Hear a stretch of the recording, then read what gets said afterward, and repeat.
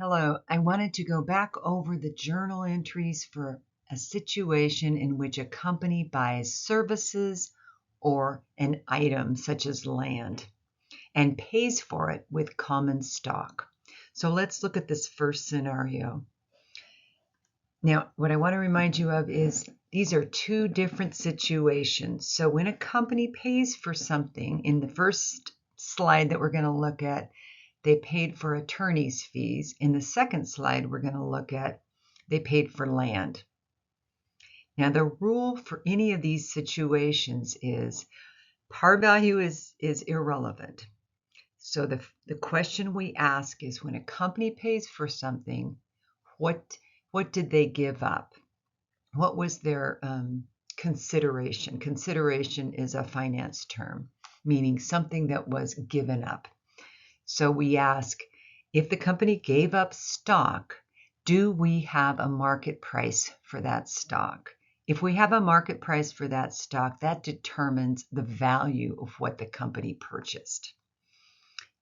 If they do not have a market price, if the company is not being publicly traded on the stock market, we have to switch and look at the item that we are purchasing and whatever has the most relevance. So let's look at this first case. Assume attorneys have helped Bruce Company incorporate.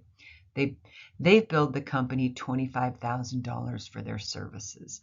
So they're an established company. They have an established bill rate. And by the way, attorneys are like $300 to $500 an hour, if you can believe it, for bill rate. So that's established. And the company says, hey, we'll give you 24,000 shares of common stock. All right. Well, we know the par value, but like I said, that's irrelevant in valuing what they purchased. When we value what they purchased, which is in this case organizational expense, we value it at the only thing that has a history and a evidence of its value. And in this case, the attorneys do.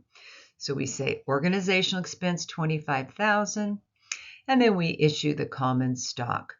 24,000 shares at par is $24,000, and the difference goes to that additional paid in capital common stock for 1,000. What is organizational expense? It's all the costs it takes when you're starting up a company. So a lot of legal fees, the cost of writing your corporate charter, all of that. We expense all that cost up front. We do not spread it over the life of the company like we do with equipment. No, we always expense that up front. Okay, let's look at the second slide. In this case, the company bought land, and in this case, there is a market value that they can refer to.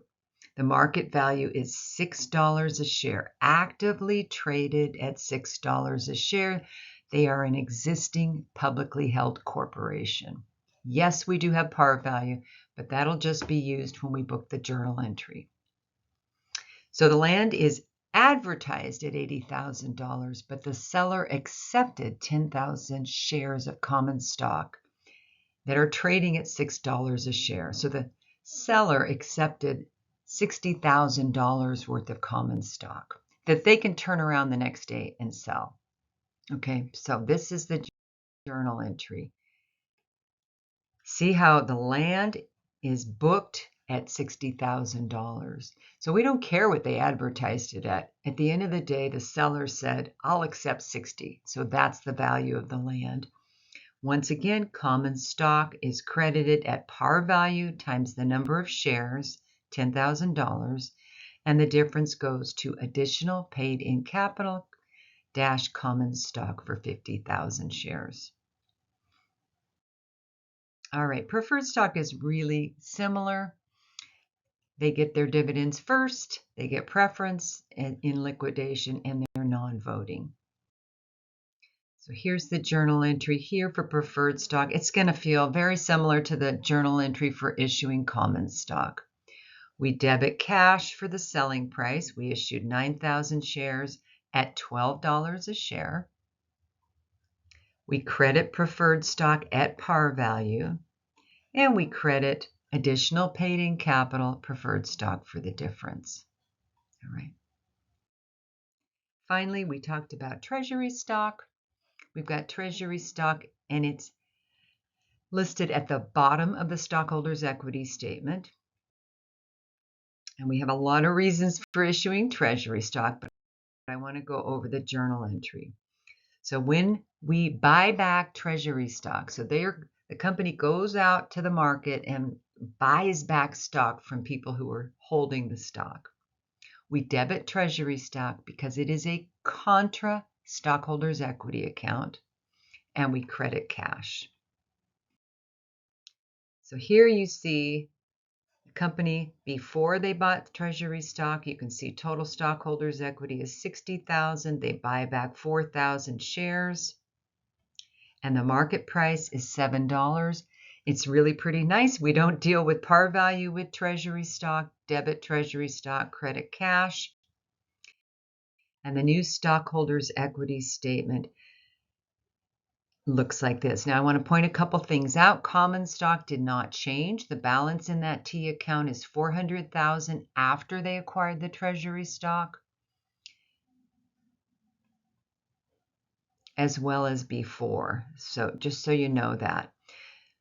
Where we do the subtraction is down below. So you can see that 400,000 is the issued shares, 100,000 shares issued, and now 96,000 shares outstanding because they're in treasury stock. Okay. And then what's the difference? We talked about that as well. We have the different shares. Authorized doesn't mean much. I mean, it means as much as you can issue, but it doesn't bring money into the company.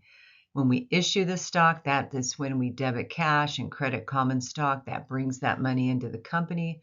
When we turn around and buy stock back, we reduce cash and bring stock back into the company. And then we use the term outstanding, and that is the difference between issued and treasury stock. Unissued shares are going to be the 600,000 shares. Thank you. That concludes this video.